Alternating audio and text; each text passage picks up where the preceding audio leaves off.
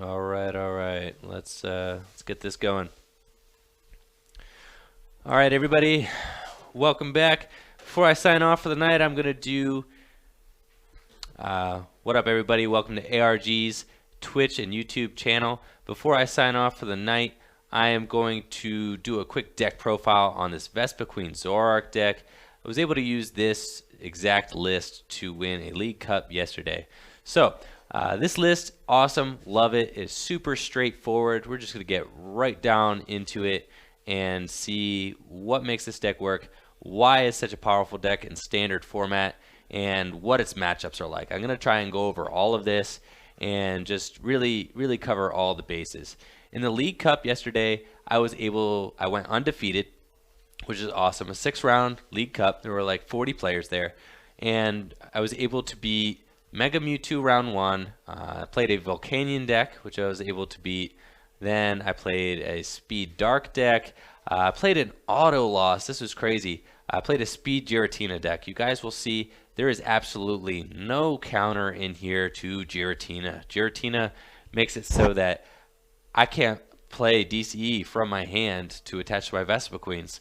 And the deck also played Enhanced Hammers, so I had no way, if that deck set up, I had no way of beating it. This was my round 4 matchup, so if I win it, then I'm gonna go into I'll probably go into Top Cut and by IDing my last 2 rounds, and if I lose, then I have to go and win one of my last 2 games. So it was very close, but what happened, I mean, the dude just started Shaman and attached to DCE and Sycamored and didn't find any other basics, and I was able to get a turn 1 110 damage with Vespa Queen using Forest of Giant Plants to evolve on the first turn of the game.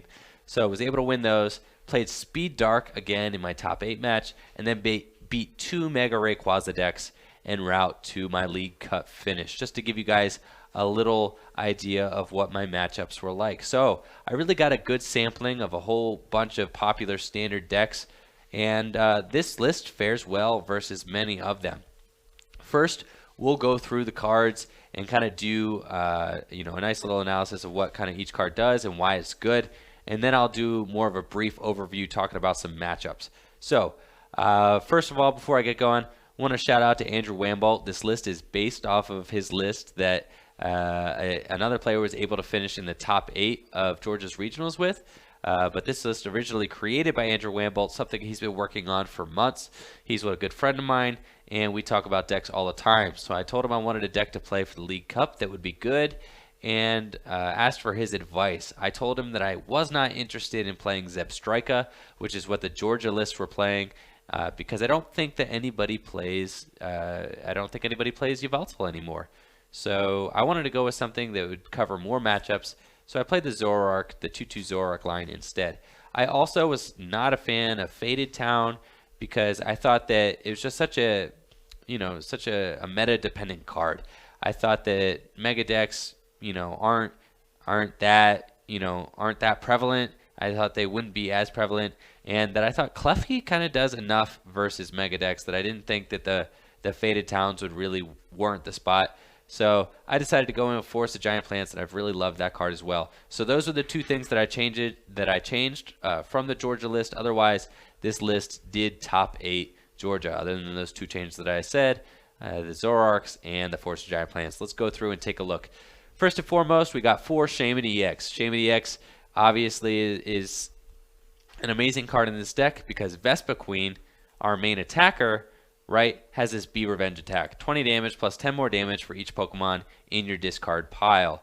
So you want your consistency cards, your draw cards, to be Pokemon as well, so that when you don't need them, you could just discard them. Starting off with 4 Shaman is a great way to get this list started off, because when you don't need to draw with Shaman, you could just discard them. Another very kind of unrecognized utility of Shaman in this deck is that you Sky Return all the time. If you go second with this list, you could start off with a turn 1 Sky Return, is very useful. Sometimes you even go and you Sky Return on the second turn, maybe the third turn. Sometimes you Sky Return in the middle. You Sky Return all the time. Not only does Sky Return help clear your board of Shaman EX and help kind of make your board position better by removing that liability for the field, it also takes 30 damage. It knocks 30 damage off your opponent's hit points. So by doing that 30 damage, you kind of allow yourself to get cleaner knockouts with Vespiquen, who could come sweeping in. So say opponent Mega Pokemon might have 210 hit points.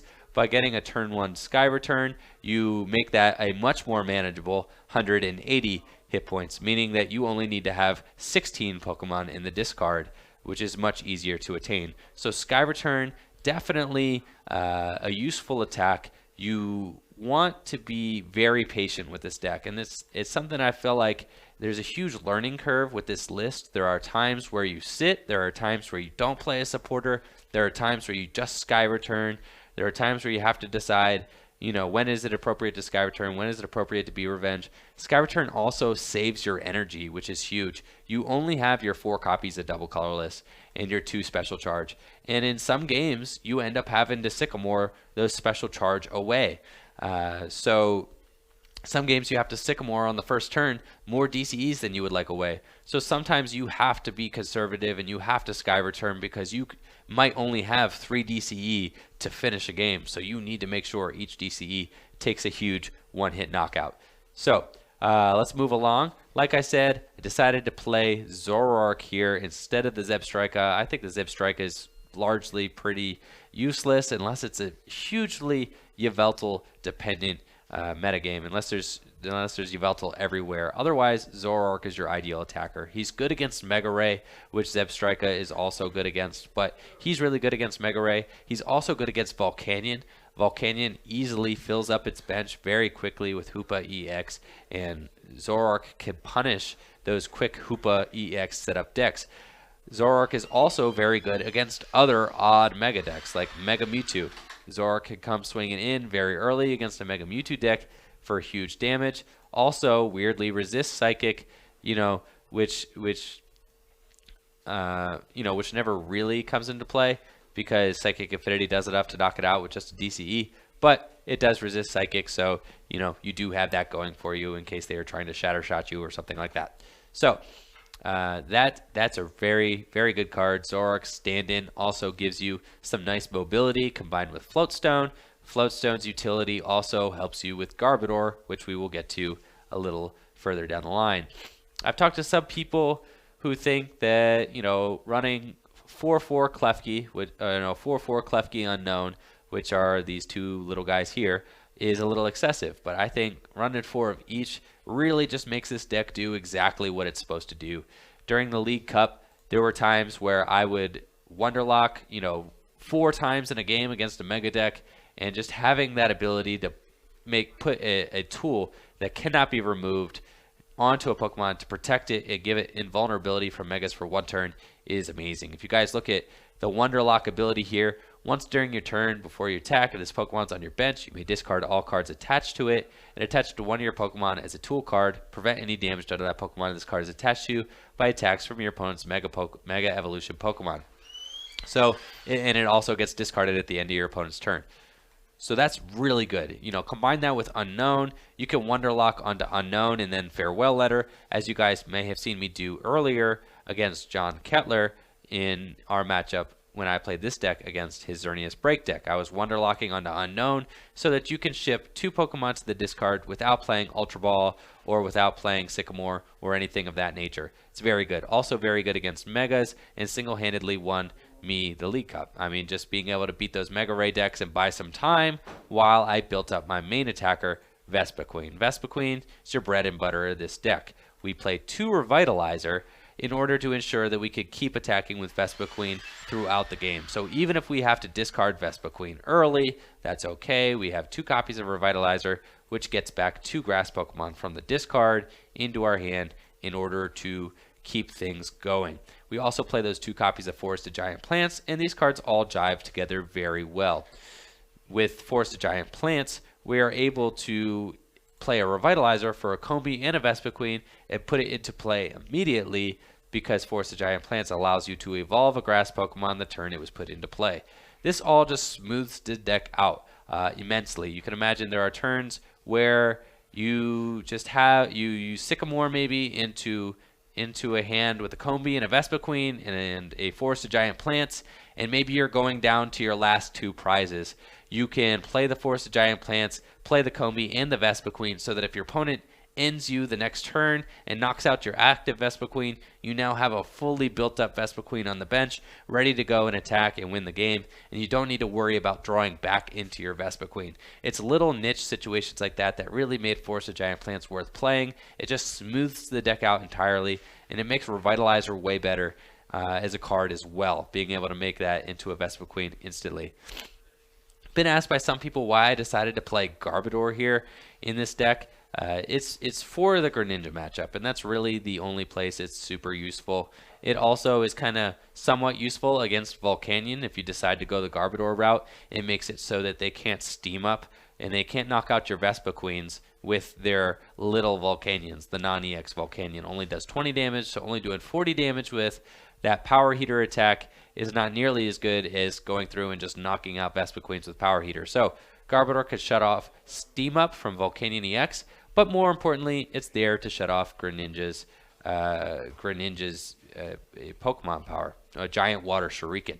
So with the Garbodor and our 2 Float Stones, you know, we don't set up Garbodor all the time. It's really just there for if we happen to play Greninja. Vespiquen has the ability to one-hit knock out Greninja since it's a grass Pokemon. Happens very quickly since Greninja's weak to grass, but the Giant Water Shuriken can catch up with you if you don't play Garbodor. So you get the Garbodor out, you're good to go. You have 90 hit points, which is just enough to survive bursting balloon damage, just enough to also survive an attack from Greninja. So, you know, Greninja's attack at most does 80 damage, which is just short of a knockout on your Vespiquen. So Vespiquen actually tanks pretty well in that matchup when combined with Garbodor. You do a pretty good job. We got 4 copies of Unknown in here. Unknown is what makes this deck work. There's no more Battle Compressor in Standard 4-Bred, so you need to play Unknown in order to mill through your deck. I can't tell you how many times in this Standard League Cup that I played yesterday where there was situations where I'd Sycamore into a hand and I needed 3 more Pokemon in the discard in order to get the knockout, and I would draw into like 2 Unknowns and a Klefki, and that'll get it to you. You know, maybe I played all my Ultra Balls already, but I was able to play down my Unknown, Farewell Letter, then play down another Unknown, Wonderlock my Klefki to it, and score the one-hit knockout for game. Plays like that happen all the time. And these Unknown and Klefki, you know, the synergy between those cards is really incredible and really is what makes this deck shine. Moving on to 4 Acrobike. I did not like Acrobike as a card prior to playing this deck. I think it's very much a risky card to play in that you look blindly at the top 2 cards of your deck and you have to discard 1. So say you Acrobike into 2 double colorless energy, you're going to have to send one of those to the discard. And it can be a card that loses you the game, but it also is a card that is very good. It helps grind this deck out. Without Battle Compressor, you need a card that's just going to mill through cards and send Pokemon to the discard. Most of the time, if you see a Pokemon you don't need and a card you do need on Acrobike, that's an amazing play. I mean, you get to discard another. It's just another card that discards Pokemon. It's really good in this deck, but you have to be smart with it. You don't just go around and Acrobike anything away just willy-nilly. You really need to think about your plays. When is it okay to play Acrobike?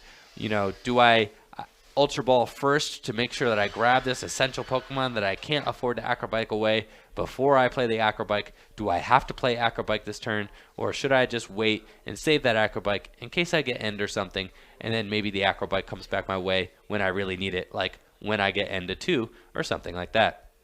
Play 2 copies of Special Charge. The Special Charge is here, obviously, to shuffle our DCEs back into the deck.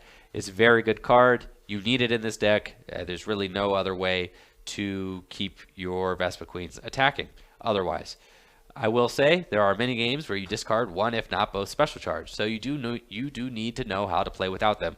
Like I said, that involves a lot of Sky Returning and kind of softening things up until you could take your 3 knockouts with Vespiquen. Yep.